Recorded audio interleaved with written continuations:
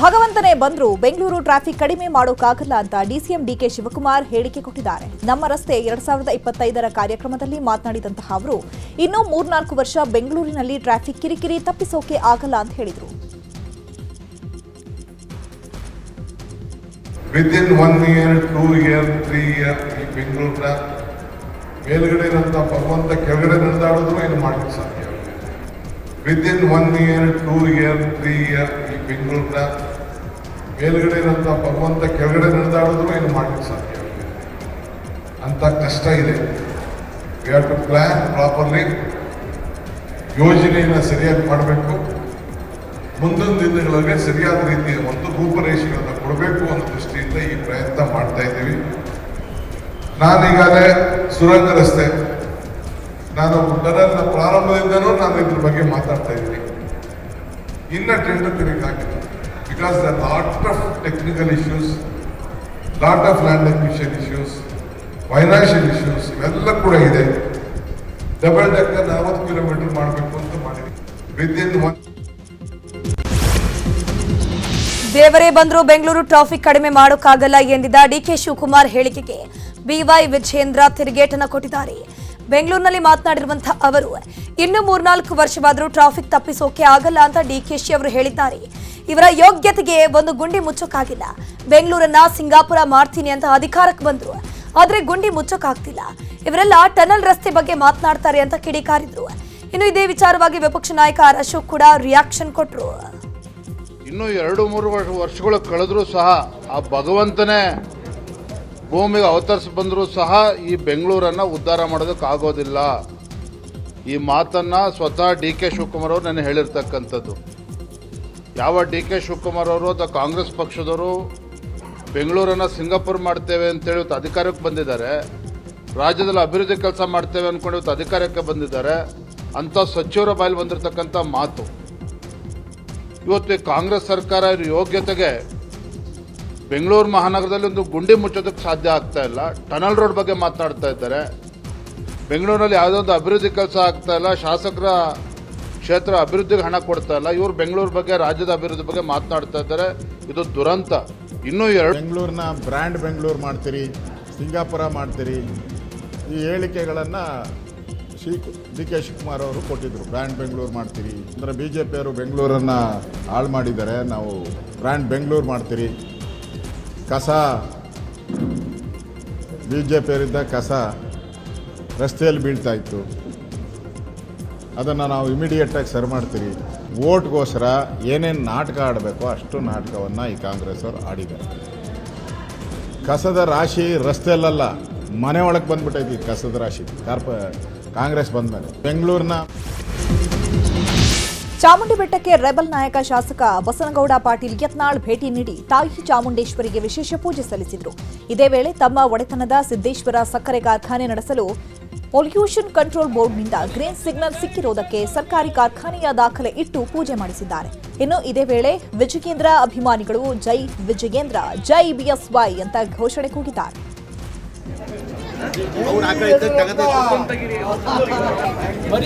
ಜೈ ವಿಜಯೇಂದ್ರ.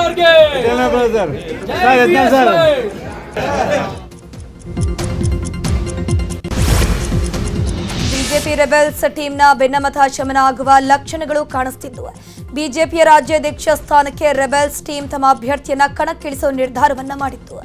ಸದ್ಯ ಈ ನಿರ್ಧಾರದಿಂದ ರೆಬೆಲ್ಸ್ ಟೀಮ್ ಹಿಂದೆ ಸರಿದಿದೆ. ನಿನ್ನೆ ಬೆಂಗಳೂರಿನಲ್ಲಿ ನಡೆದ ರೆಬೆಲ್ಸ್ ಸಭೆಯಲ್ಲಿ ಈ ಮಹತ್ವದ ನಿರ್ಧಾರವನ್ನು ಮಾಡಲಾಗಿದೆ. ಲಿಂಗಾಯತ ಸಮಾಜದ ಬೃಹತ್ ಸಮಾವೇಶಕ್ಕೆ ರೆಬೆಲ್ಸ್ ಟೀಮ್ ಪ್ಲಾನ್ ಅನ್ನು ಮಾಡಿಕೊಳ್ತಿದೆ. ಮಧ್ಯ ಕರ್ನಾಟಕದಲ್ಲಿ ಲಿಂಗಾಯತ ಸಮಾವೇಶ ನಡೆಸೋಕೆ ತಯಾರಿ ನಡೆಸಲಾಗುತ್ತಿದೆ. ಮಾಜಿ ಸಿಎಂ BSY ಹುಟ್ಟುಹಬ್ಬಕ್ಕೆ ಪ್ರತಿಯಾಗಿ ಈ ಸಮಾವೇಶಕ್ಕೆ ನಿರ್ಧಾರವನ್ನ ಮಾಡಲಾಗಿದೆ. ಬಿಜೆಪಿಯಲ್ಲಿನ ಬಣ ರಾಜಕೀಯದ ಮಧ್ಯೆಯೇ ಕೇಂದ್ರ ಸಚಿವ ಪ್ರಹ್ಲಾದ್ ಜೋಶಿಯನ್ನ ಜನಾರ್ದನ ರೆಡ್ಡಿ ಭೇಟಿಯಾಗಿದ್ದಾರೆ. ಹುಬ್ಬಳ್ಳಿಯ ಮಯೂರಿ ಎಸ್ಟೇಟ್ನಲ್ಲಿರುವ ಜೋಶಿ ನಿವಾಸಕ್ಕೆ ಜನಾರ್ದನ ರೆಡ್ಡಿ, ಬಂಗಾರು ಹನುಮಂತು ಭೇಟಿ ನೀಡಿ ಮಹತ್ವದ ಮಾತುಕತೆ ನಡೆಸಿದ್ದಾರೆ.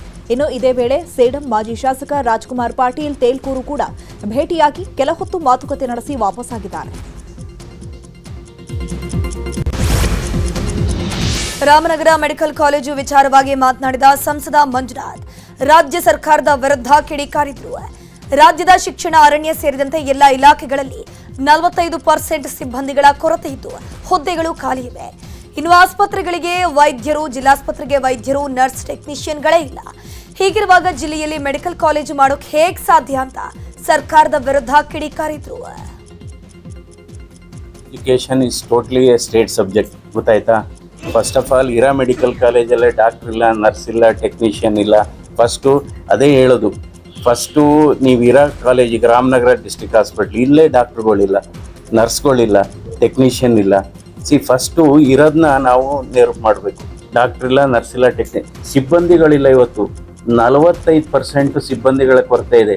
ಯಾವುದು ಶಿಕ್ಷಣ ಇಲಾಖೆಯಲ್ಲಿದೆ, ವೈದ್ಯಕೀಯ, ನೀವು ಫಾರೆಸ್ಟ್ ಇಲಾಖೆನೇ ತಗೊಳ್ಳಿ, ಇವತ್ತು ಅರಣ್ಯ ಇಲಾಖೆ, ಯಾವ ಇಲಾಖೆ ತಗೊಳ್ಳಿ ಸಿಬ್ಬಂದಿಗಳ ನೇಮಕನೇ ಆಗಿಲ್ಲ.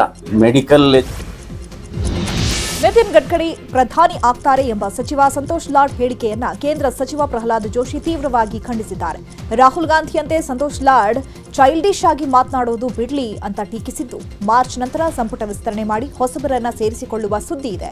ಪ್ರಧಾನಿ ಮೋದಿ ವಿರುದ್ಧ ಮಾತನಾಡಿದರೆ ಮಂತ್ರಿ ಸ್ಥಾನ ಉಳಿಸಿಕೊಳ್ಳಬಹುದೆಂಬುದು ಸಂತೋಷ್ ಲಾಡ್ ಮಾತನಾಡ್ತಿದ್ದಾರೆ ಅಂತ ಹೇಳಿ ಪ್ರಹ್ಲಾದ್ ಜೋಶಿ ಲೇವಡಿ ಮಾಡಿದ್ದಾರೆ.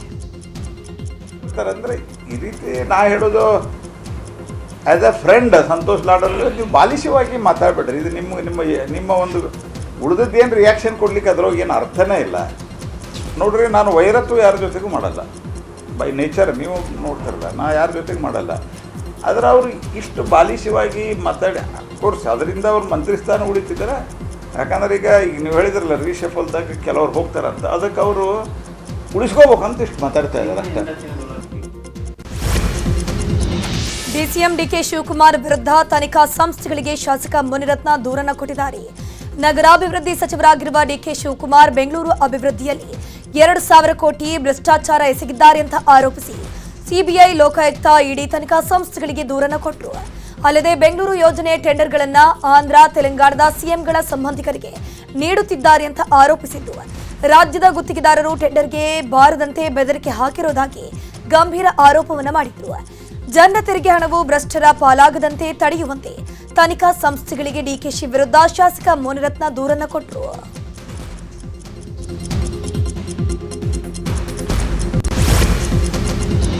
ಮಹಿಳೆ ಮೇಲೆ ಸಾಮೂಹಿಕವಾಗಿ ಅತ್ಯಾಚಾರ ನಡೆಸಿರುವ ಘಟನೆ ಬೆಂಗಳೂರಿನ ಕೋರಮಂಗಲದಲ್ಲಿ ನಡೆದಿದೆ. ಖಾಸಗಿ ಕಾಲೇಜು ಬಳಿ ಮಹಿಳೆಯನ್ನ ಎಳ್ಕೊಂಡು ಹೋಗಿ ಅತ್ಯಾಚಾರ ಎಸಗಲಾಗಿದೆ. 4 ಜನ ಹೋಟೆಲ್ ಕಾರ್ಮಿಕರು ಮದ್ಯಪಾನ ಮಾಡಿ ಖಾಸಗಿ ರೂಮ್ಗೆ ಕರ್ಕೊಂಡು ಹೋಗಿ ಅತ್ಯಾಚಾರ ಎಸಗಿದ್ದಾರೆ ಅಂತ ಆರೋಪಿಸಲಾಗಿದೆ.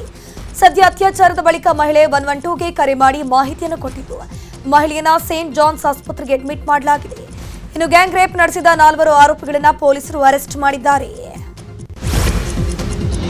ರಾಯಚೂರಿನಲ್ಲಿ ಮುಜರಾಯಿ ಇಲಾಖೆ ಖಾತೆಯಿಂದ ಕೋಟಿ ಹಣ ಲೂಟಿಯಾಗಿದೆ ಅಂತ ನಿನ್ನೆ ನ್ಯೂಸ್ 18 ವರದಿ ಬಿತ್ತರಿಸಿತ್ತು. ವರದಿ ಬಳಿಕ ತನಿಖೆ ಚುರುಕುಗೊಂಡಿದ್ದು, ಕೆನರಾ ಬ್ಯಾಂಕ್ ಮ್ಯಾನೇಜರ್ ಜೇಸನ್ ರನ್ನ ವಶಕ್ಕೆ ಪಡೆದ ಪೊಲೀಸರು ತನಿಖೆ ಮಾಡುತ್ತಿದ್ದಾರೆ.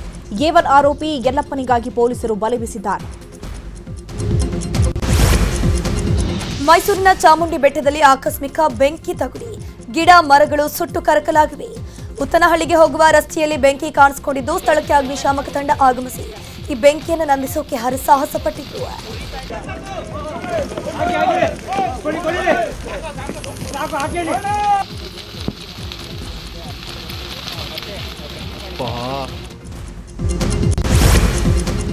ಮೈಸೂರಿನ ಉದಯಗಿರಿ ಠಾಣೆ ಮೇಲೆ ಕಲ್ಲೆಸೆತ ಕೇಸ್ ಪ್ರಕರಣಕ್ಕೆ ಸಂಬಂಧಪಟ್ಟಂತೆ ಆರೋಪಿ ಸತೀಶ್ ಕೋರ್ಟ್ಗೆ ಅಫಿಡವಿಟ್ ಸಲ್ಲಿಕೆ ಮಾಡಿದ್ದಾರೆ. ಅಫಿಡವಿಟ್ನಲ್ಲಿ ಆರೋಪಿ ಸತೀಶ್ ಅಲಿಯಾಸ್ ಪಾಂಡುರಂಗ ಹೇಳಿಕೆ ದಾಖಲಿಸಿದ್ದು, ನಾನೇನೂ ತಪ್ಪು ಮಾಡಿಲ್ಲ, ನನ್ನ ಮೊಬೈಲ್ನಿಂದ ಯಾವುದೇ ಫೋಟೋ ಶೇರ್ ಮಾಡಿಲ್ಲ, ಏನೇ ವಿಷಯ ಇದ್ರೂ ನನ್ನ ಪರ ವಕೀಲರು ಮಾತನಾಡ್ತಾರೆ ಅಂತ ಪಾಂಡುರಂಗ ಅಫಿಡವಿಟ್ನಲ್ಲಿ ಉಲ್ಲೇಖಿಸಿದ್ದಾರೆ. ಮೈಕ್ರೋಫೈನಾನ್ಸ್ ಕಾಟಕ್ಕೆ ಗ್ರಾಮವನ್ನೇ 4 ಕುಟುಂಬಗಳು ಬಿಟ್ಟಿರುವಂತಹ ಘಟನೆ ದಾವಣಗೆರೆ ಜಿಲ್ಲೆಯ ಚೆನ್ನಗಿರಿ ತಾಲೂಕಿನ ಶಿವಗಂಗನಾಳದಲ್ಲಿ ನಡೆದಿದೆ. ಲಕ್ಷ್ಮಮ್ಮ, ಶಾಂತಮ್ಮ, ತಿಮ್ಮಕ್ಕ, ಸುನಂದಮ್ಮ ಕುಟುಂಬಗಳು ಫೈನಾನ್ಸ್ ಸಿಬ್ಬಂದಿ ಕಾಟ ತಾಳಲಾರದೆ ಊರನ್ನ ಬಿಟ್ಟಿದ್ದಾರೆ. ಫೈನಾನ್ಸ್ನಿಂದ 50,000, 1 ಲಕ್ಷ ಸಾಲವನ್ನ ಕುಟುಂಬಗಳು ಪಡೆದಿದ್ರು. ಕುದುರೆ ಜಾಕಿಗಳನ್ನ ಟಾರ್ಗೆಟ್ ಮಾಡಿ ಹಣ ವಂಚನೆ ಮಾಡ್ತಿದ್ದ ದಂಪತಿಯನ್ನ ಆಗ್ನೇಯ ಸೈಬರ್ ಕ್ರೈಮ್ ಪೊಲೀಸರು ಅರೆಸ್ಟ್ ಮಾಡಿದ್ದಾರೆ. ಬೆಂಗಳೂರು ತಿಲಕ್ ನಗರದ ಸಕ್ಲೇನ್ ಸುಲ್ತಾನ್, ನಿಖಾತ್ ಸುಲ್ತಾನ್ ಅನ್ನೋರನ್ನ ಅರೆಸ್ಟ್ ಮಾಡಲಾಗಿರುವಂತದ್ದು. ಕುದುರೆ ಓಡಿಸುವ ಜಾಕಿಗಳಿಗೆ ವಿದೇಶದಲ್ಲಿ ಬೇಡಿಕೆ ಅಂತ ನಂಬಿಸಿ ದಂಪತಿ ಹಣವನ್ನ ವಂಚನೆ ಮಾಡ್ತಿದ್ರು. ಸದ್ಯ ಬಂಧಿತರಿಂದ 66 ಲಕ್ಷ ನಗದು, 24 ಗ್ರಾಂ ಚಿನ್ನ ಹಾಗೂ 2 ಕಾರು, 2 ಬೈಕ್ಗಳನ್ನು ಜಪ್ತಿ ಮಾಡಲಾಗಿದೆ. ಕಾಡಾನೆ ದಾಳಿಯಿಂದ ತಪ್ಪಿಸಿಕೊಳ್ಳಲು ಇಟಿಎಫ್ ಸಿಬ್ಬಂದಿ ಮರ ಹತ್ತಿದ ಘಟನೆ ಚಿಕ್ಕಮಗಳೂರು ಜಿಲ್ಲೆಯ ಎನ್ಆರ್ಪುರ ತಾಲೂಕಿನ ಸಾಲೂರು ಬಳಿ ನಡೆದಿದೆ. ತೋಟಕ್ಕೆ ಬಂದಿದ್ದ ಕಾಡಾನೆ ಓಡಿಸುವ ವೇಳೆ ಆನೆ ದಾಳಿ ಮಾಡಿದ್ದು ಕೂಡಲೇ ಇಟಿಎಫ್ ಸಿಬ್ಬಂದಿ ಪ್ರಾಣ ಉಳಿಸಿಕೊಳ್ಳಲು ಮರ ಹತ್ತಿದ್ದಾರೆ. ಇನ್ನು ಮರದ ಮೇಲಿಂದಲೇ ಆನೆಯ ವಿಡಿಯೋ ಮಾಡಿದ್ದಾರೆ.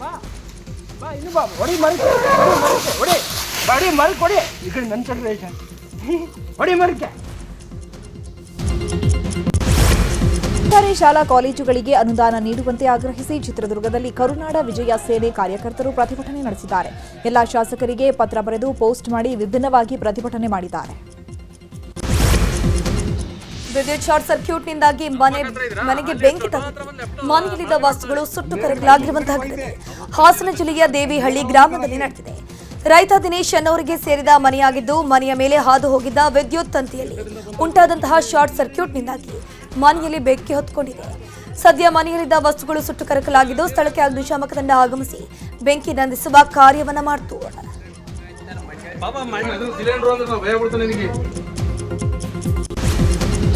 ಅಜ್ಜಿ ಕೊಲೆ ಮಾಡಿದ್ದ ಇವರು ಆರೋಪಿಗಳಿಗೆ ಧಾರವಾಡ 4ನೇ ಜಿಲ್ಲಾ ಸತ್ರ ನ್ಯಾಯಾಲಯ ಜೀವಾವಧಿ ಶಿಕ್ಷೆಯನ್ನು ಪ್ರಕಟಿಸಿದೆ.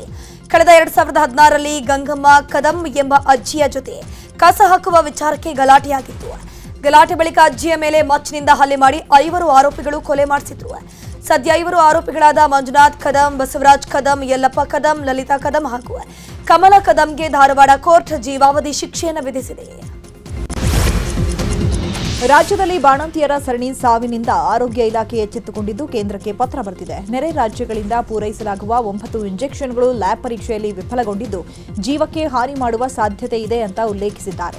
ಈ 9 ಇಂಜೆಕ್ಷನ್ಗಳನ್ನು ಬ್ಯಾನ್ ಮಾಡುವಂತೆ ಕೇಂದ್ರ ಆರೋಗ್ಯ ಸಚಿವ ಜೆಪಿ ನಡ್ಡಾಗೆ ಸಚಿವ ದಿನೇಶ್ ಗುಂಡೂರಾವ್ ಪತ್ರ ಬರೆದಿದ್ದಾರೆ. ಸಿಎಂ ಕುರ್ಚಿ ಜಟಾಪಟಿ ಮಧ್ಯೆಯೇ ಡಿಸಿಎಂ ಡಿಕೆ ಶಿವಕುಮಾರ್ ದುಬೈ ಪ್ರವಾಸದಲ್ಲಿದ್ದಾರೆ. 4 ದಿನಗಳ ಕಾಲ ಕುಟುಂಬ ಸಮೇತರಾಗಿ ದುಬೈಗೆ ತೆರಳಿದ್ದು ಸಹೋದರ ಡಿಕೆ ಸುರೇಶ್ ಹಾಗೂ ತಮ್ಮ ಕುಟುಂಬಸ್ಥರ ಜೊತೆ ಇವತ್ತು ದುಬೈಗೆ ಪ್ರಯಾಣ ಬೆಳೆಸಲಿದ್ದಾರೆ. ಫೆಬ್ರವರಿ 24ಕ್ಕೆ ವಾಪಸ್ ಆಗ್ತಾರೆ. ಇನ್ನು ನಿನ್ನೆಯೇ ಶಾಸಕ ಸಿಪಿ ಯೋಗೇಶ್ವರ್ ದುಬೈಗೆ ತೆರಳಿದ್ದಾರೆ. ಅಲ್ಲಿಗೆ ಜೆಟ್ ಕಾರ್ನಲ್ಲಿ ಜಾಲಿ ರೈಡ್ ಮಾಡಿ ಎಂಜಾಯ್ ಮಾಡ್ತಿದ್ದಾರೆ.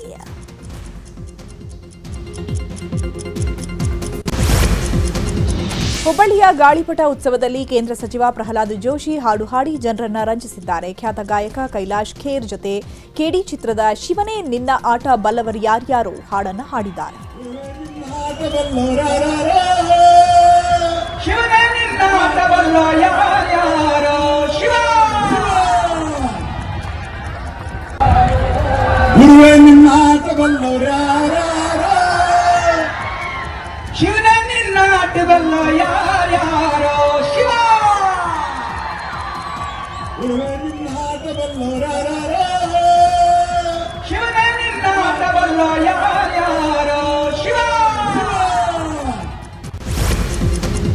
ಗಿರಿಯಾಸ್ ಶೋರೂಮ್ ತನ್ನ 169 ಮತ್ತು 170ನೇ ನೂತನ ಶಾಖೆಯನ್ನ ತೆರೆಯಲಾಗಿದೆ. ಮುಳಬಾಗಿಲು ಮತ್ತು ಮಳವಳ್ಳಿಯಲ್ಲಿ ನೂತನ ಶಾಖೆಯನ್ನು ತೆರೆದಿದ್ದು ಗಿರಿಯಾಸ್ ಸಂಸ್ಥೆಯ ರಿಷಬ್ ಗಿರಿಯಾ, ನಿರ್ದೇಶಕರಾದ ಸುರೇಶ್ ಮತ್ತು ಕುಟುಂಬಸ್ಥರು ಇವತ್ತು ಶಾಖೆಯನ್ನು ಉದ್ಘಾಟಿಸಿದ್ರು.